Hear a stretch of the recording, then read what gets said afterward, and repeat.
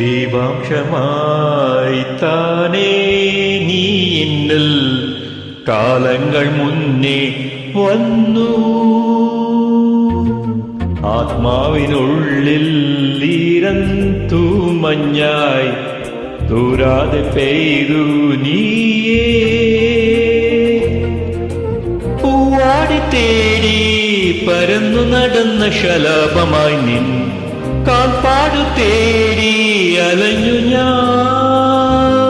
ആരാരും കാണാ മനസ്സിൻ ചിറകിൽ ഒളിച്ച മോഹം പൊൻപീലിയായി വളർന്നിതാ.